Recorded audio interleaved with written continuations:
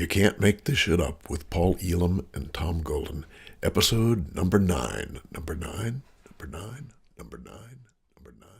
Good morning, good afternoon, good evening, wherever you are on planet Earth, hurling at many, many thousands of miles an hour through space to who knows where.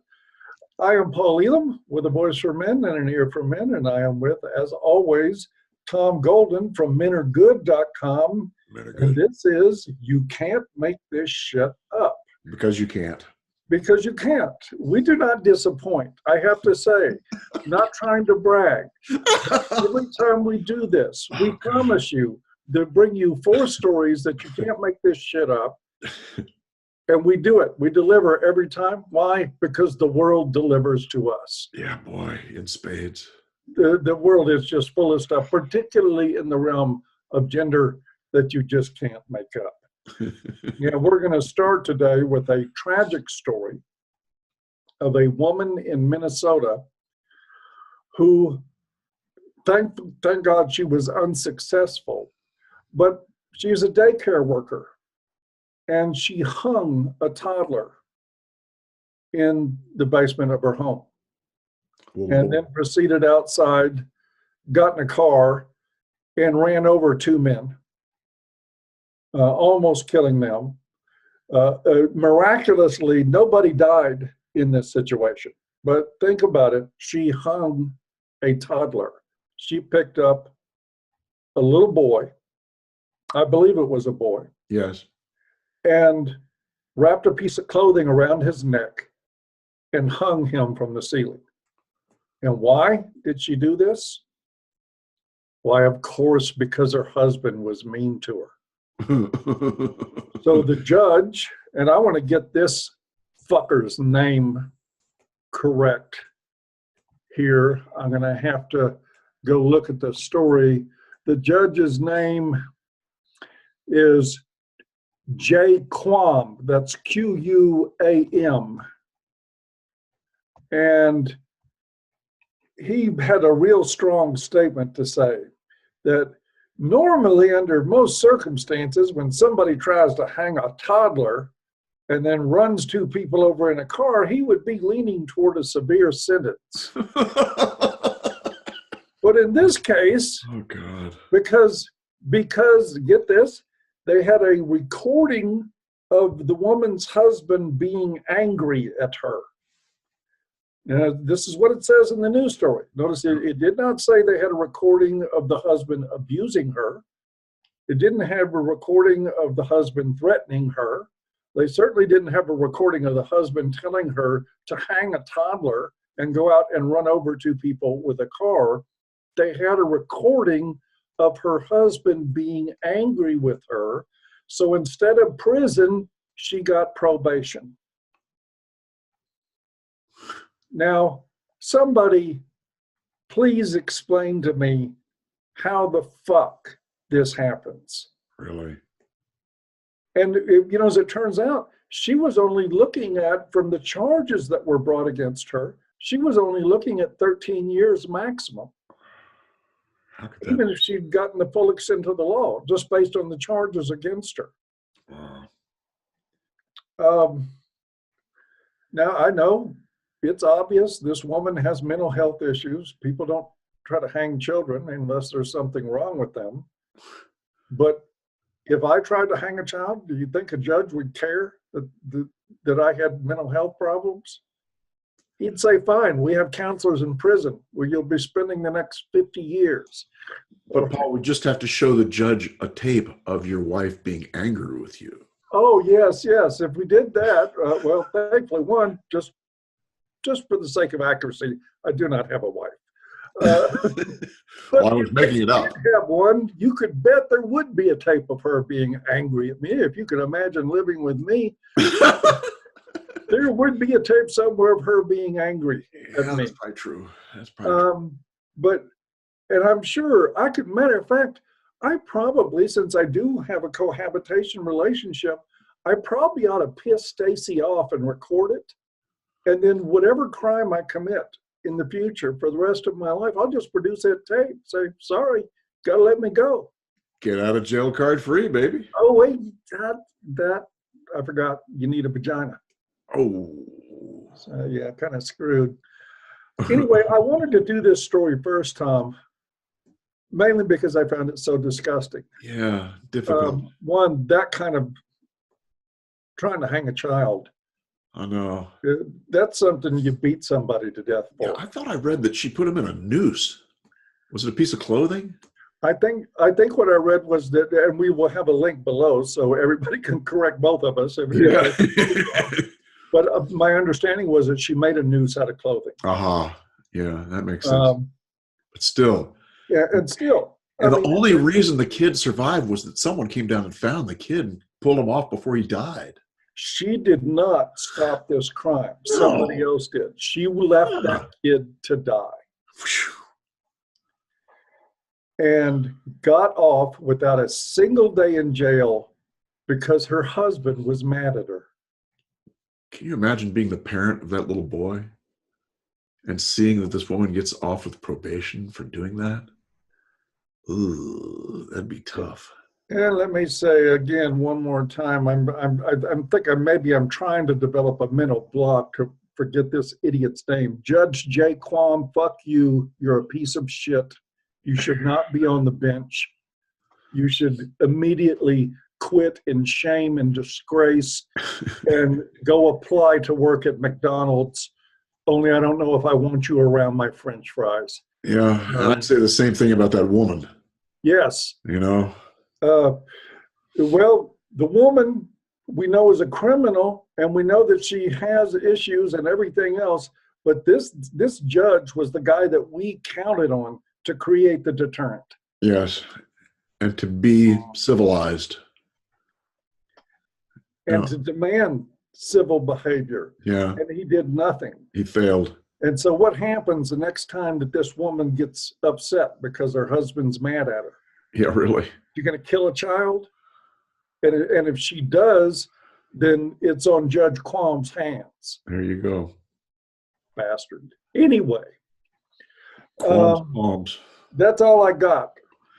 And that's enough. And that's enough on that. Because you cannot make that shit up. No. I mean, just the story itself of what she did was, you couldn't make it up. But then having the judge on top of that is like crazy, crazy, crazy. Crazy, crazy. Well, Paul, speaking of crazy, all right. The next story is about the Las Vegas Aces. This is the Las Vegas women's national basketball team. And here's the headline. Must be really fit. Professional sports and all that? Yeah, you would think so. You would think so. Really fit and vigorous. And yeah. And here's the headline. WNBA team forfeits games because the players were too tired.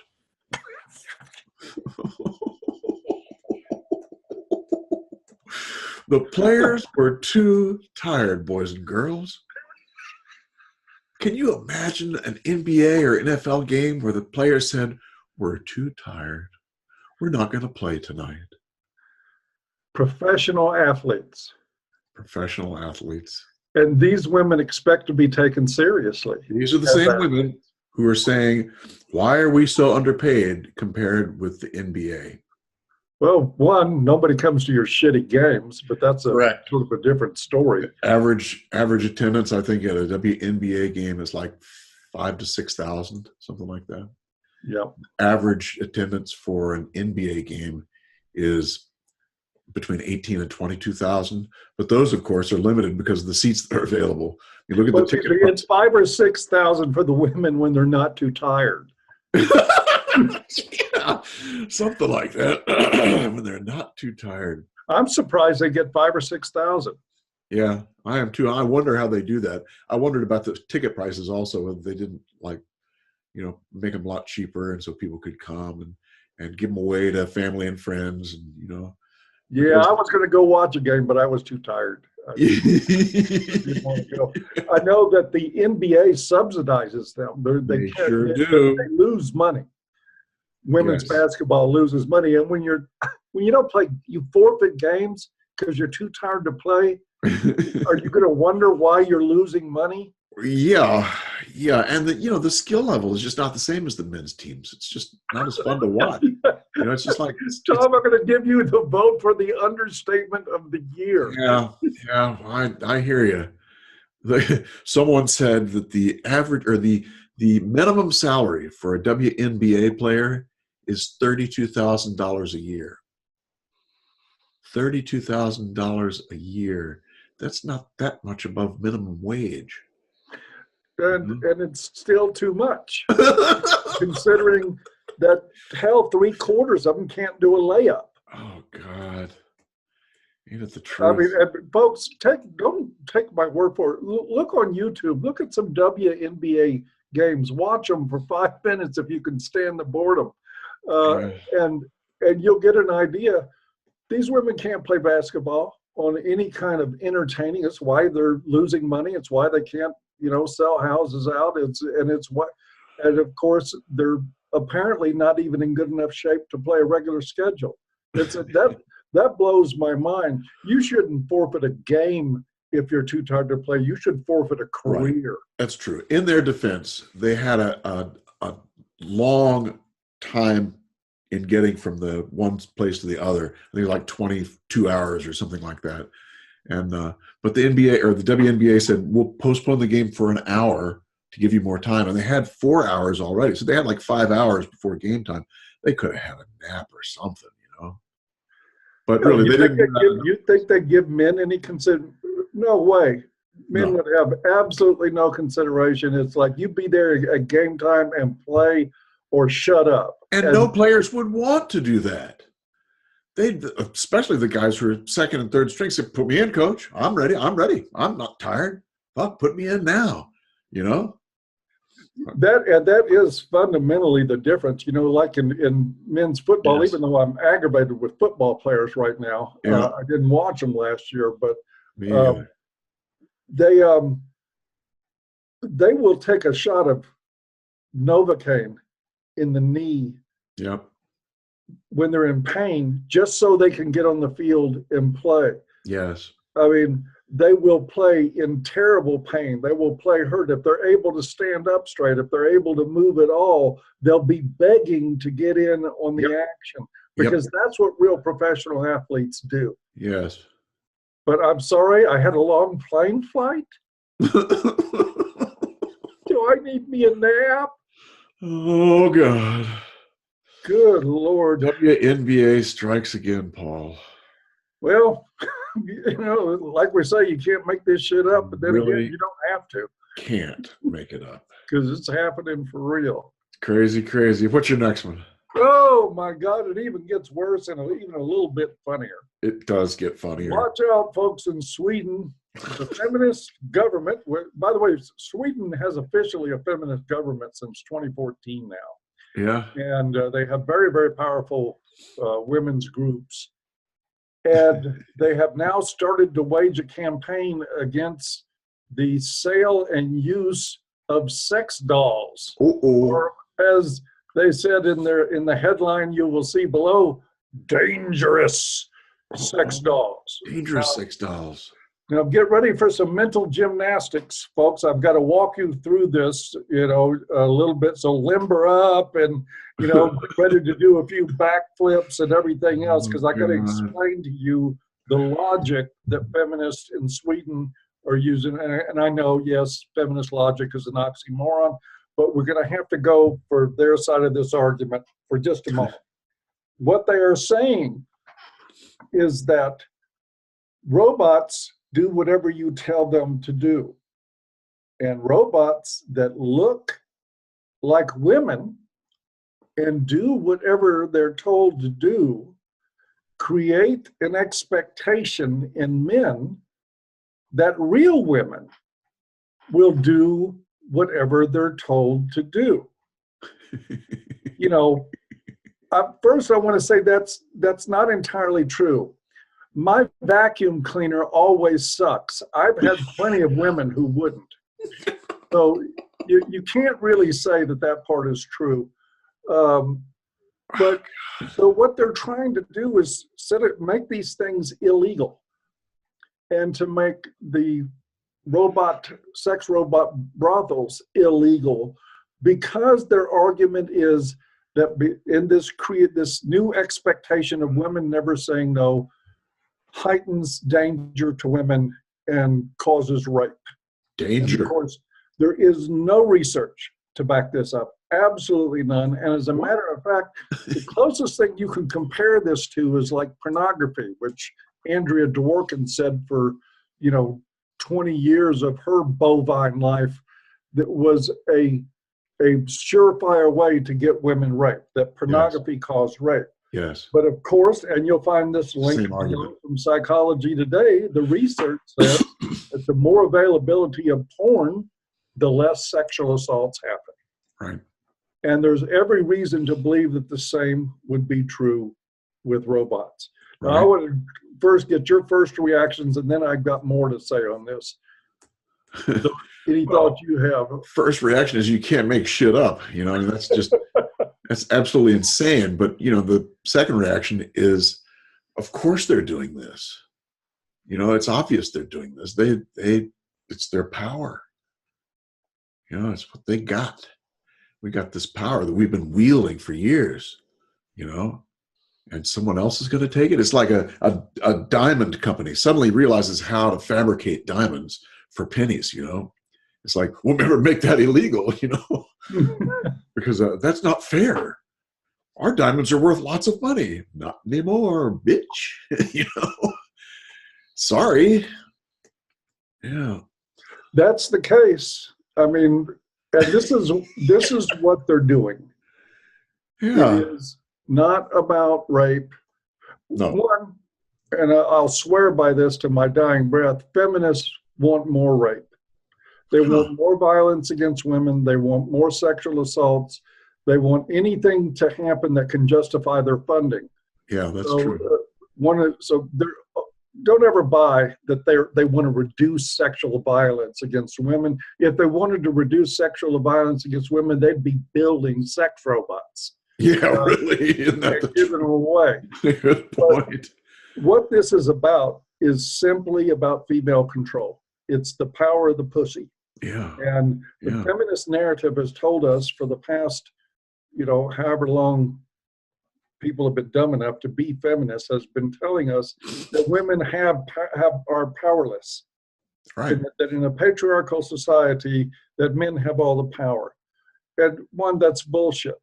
Pussy has been power for thousands of years. Yeah. Entire civilizations revolve around it. The old, if you've ever seen, and if you've ever had a girlfriend, you've probably been drugged to see My Big Fat Greek Wedding. And there's a line in there where the woman says, yes, the man's the head of the home, but the woman is the neck. And she can turn the head any way she wants to.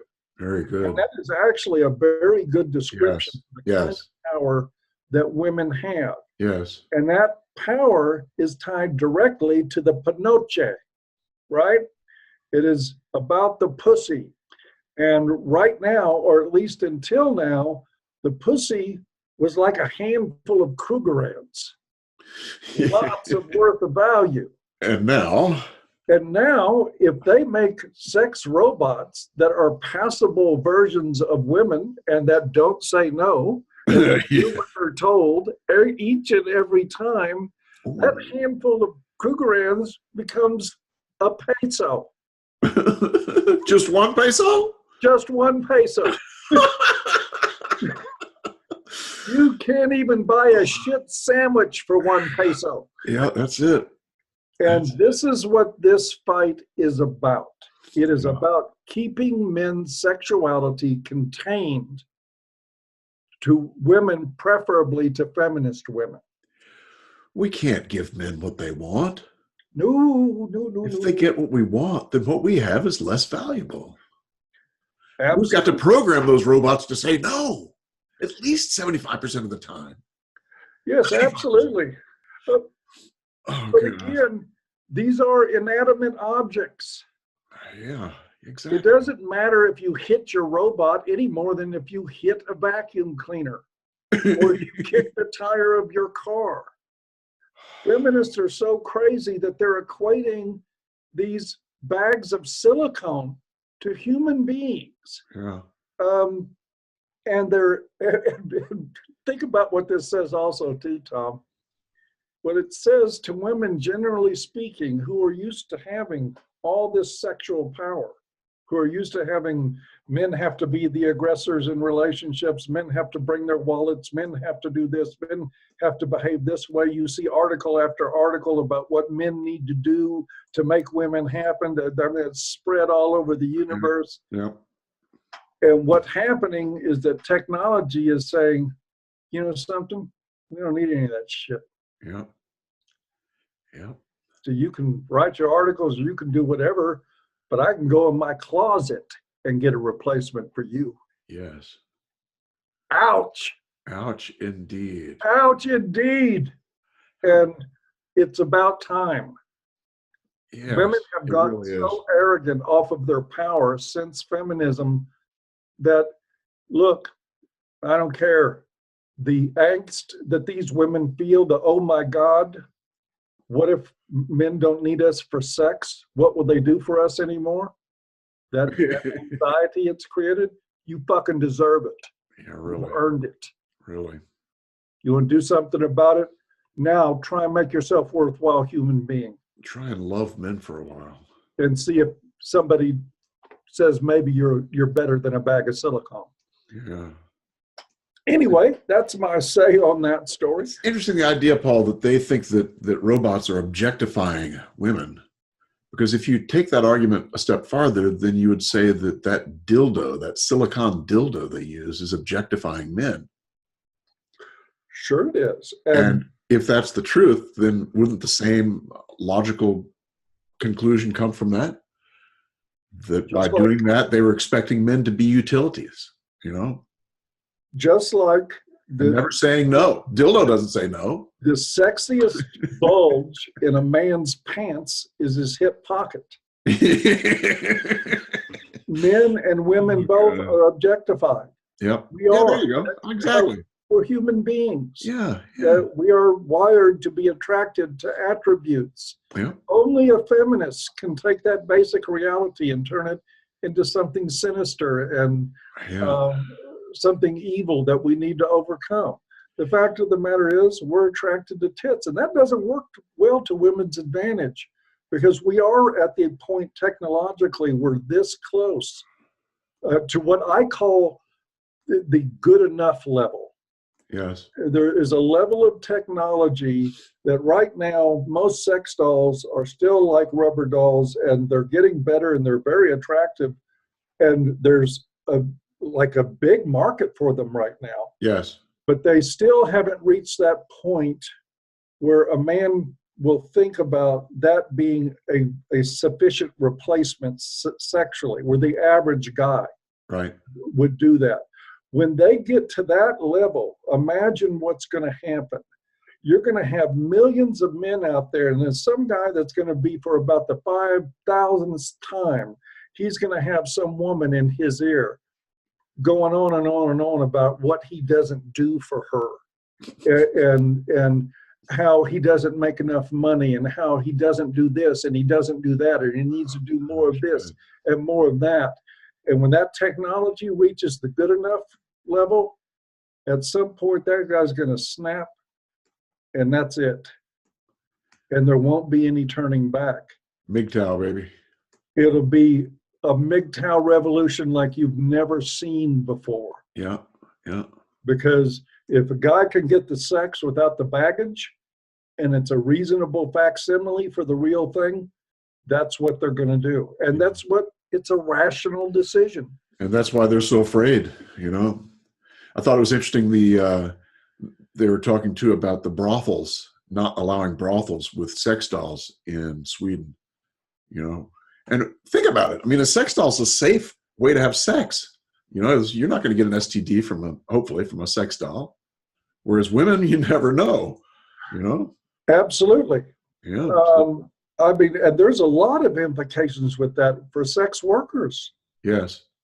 Because we're talking about replacing them too. Yeah. At some point. That's a good point.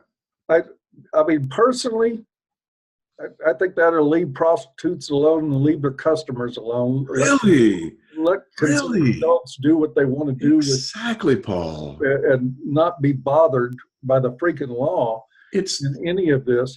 But we are still so messed up with feminism. Now they want to intervene between men and bags of silicone. Like, oh, that's dehumanizing. Well, guess what? They're not human, you dumb fuck. exactly. Oh, well, I think I've had enough of this story. All right, let's go to the last one. Let's go to the last one. It's another, can't make this shit up. I have no doubt. Transgender actor asserts existence of biologically female penis. I'm sorry. You have to read that again. Transgender actor asserts existence of a biologically female penis. A female penis. A female penis. A man's penis becomes a female penis once a man declares himself to be transgender, says India Moore, one of the players in a transgender-themed TV show on FX Network. So that means... Did they give any kind of rationale for, I mean, how do we arrive at a female penis? Moore extended the female penis claim by declaring the existence of male vaginas, which are presumably carried by women who are living as men. Don't use science to justify your bigotry, Moore tweeted at critics of the female penis claim. The world is way too weird for that shit. What she's saying is that once you believe that you are a certain sex, all of the cells in your body become that particular sex. Oh yeah, that's, of course, that happens every day. Makes perfect sense, doesn't it? Yeah. Can't make this shit up. What's interesting to me, I mean, it's funny, and I've been having fun with my wife with this one, you know, talking about a male penis or a female penis and whatever. But what's interesting to me is the reaction to all of this, you know, and who this is pissing off the most. Who do you think is getting the most pissed off about this?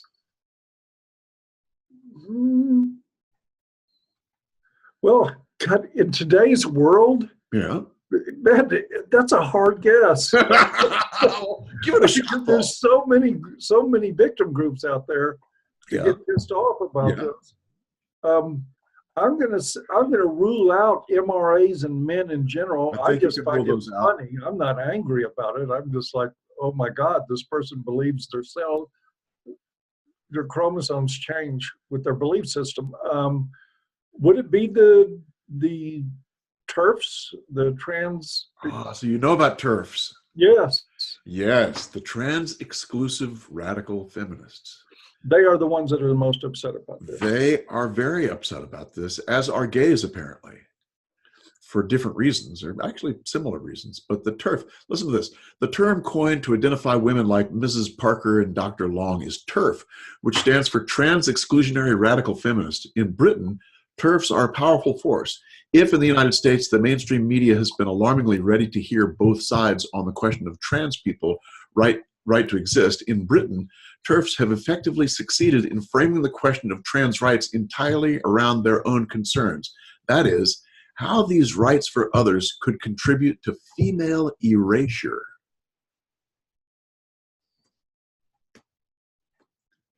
Female erasure. You see, the feminists for how many years now? 50 years have been saying everything is socially constructed. There's no difference between men and women.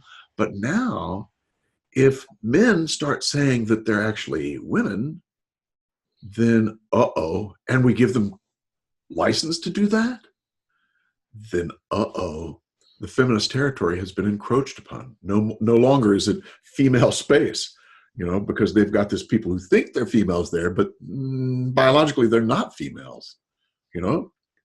So this is getting them upset.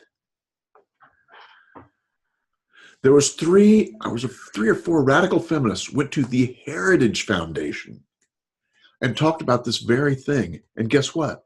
The Heritage Foundation, which of course is a very conservative group, gave them a standing ovation. You're kidding me. Nope, I'm not kidding. Fascinating, eh? So this whole thing, the whole trans issue, which I think we're going to be talking about next week, is pushing to the surface things that are difficult and are challenging some of the assumptions that have been made for years. You know, the whole thing with gays and why they're upset about it, you know, is that the definition of a homosexual is a man who is attracted to another man sexually. You know, I mean, that's the way they define it. But if a woman can become a man and think that she's a man, that starts to degrade that definition of homosexuality. The same thing with lesbianism. And this article, you can, guys, if you want to, you can read this article. It's absolutely fascinating, you know, what they're talking about. But they have some great quotes in there. In fact, I'll read a little bit if you want to hear some from the gay guy about what his perspective was. If you abandon biology and the matter of sex and gender altogether, you may help trans people live fuller, less conflicted lives, but you also undermine the very meaning of homosexuality. If you follow the current ideology of gender as entirely fluid, you actually subvert and undermine core arguments in defense of gay rights. A gay man loves and desires other men, and lesbian desires and loves other women, explains Skye Gilbert, a drag queen. This defines the existential state of being gay. If there's no such thing as male or female, the entire self-definition of gay identity, which we've spent generations seeking to validate and protect from bigots, collapses. Contemporary transgender ideology is not a complement to gay rights. In some ways, it is an active opposition to them. Okay. So the whole trans thing is really bringing some interesting arguments out from people you wouldn't expect. And I'm sure we'll be getting into this further when we talk with Janice about it. But I was going to also suggest, man, if you want to cure the problem of being too tired to play a basketball game, just replace all the women with trans women. With trans women. Yes. And they'll make it out on the court and play and put on an entertaining game because they're superior athletes. They will play their butts off. Yeah. That's exactly right, Paul. Oh. That's exactly right. That is, but still, I mean, I'm a guy that was born in the mid-1950s, so I've seen the world change a little bit. Yes, me too. In the time that I've been alive, but I can't imagine a time in my life, in my teens or 20s or 30s or 40s or even 50s, where I thought I'll be sitting and having a discussion about a belief system that changes your biology because you think something about yourself. Yes, that people have male or female penises or vaginas. And, you know, there's a lot of support for this in the mainstream. Well, I've met a few women who were dicks, but I don't think that's the same thing. Yeah, it's not quite the same thing. Not quite the same thing. Yeah. It's going to get interesting. It's going to get interesting. It is very interesting. Man, boy, I tell you what, I don't think we're ever going to run out of material, Tom. No, male penises, female penises, sleeping in games, hanging toddlers. Sheesh. And a reminder to all you guys, if you have stories you want to come hang out with us on doing this discussion, let us know. We will certainly open it up to you to come in and join us for a discussion on shit that you can't make up. Really? You know, that the male or female penis article, my wife gave me that. I tried to talk her into coming in with us. She wouldn't do it. So. Oh, man. We'll give her hell. We'll give her hell. Oh, well, she came up with the story. Yeah, she comes up with a lot of them, actually. Yeah, I bet. Yeah, she's good. Well. Are we finished? I think we're finished. I think we are too. I think we've done our thing. Another 4 stories that you can't make up, man. And we will be back again soon with 4 more. Indeed. We will. Up. Meanwhile, men are what? Men are good. Yes, they are. As Indeed. Are you. As are you. You all take care. We'll see you. Next time, guys. See if I can turn this thing off. Why don't you turn the thing off? Yeah. Let's see.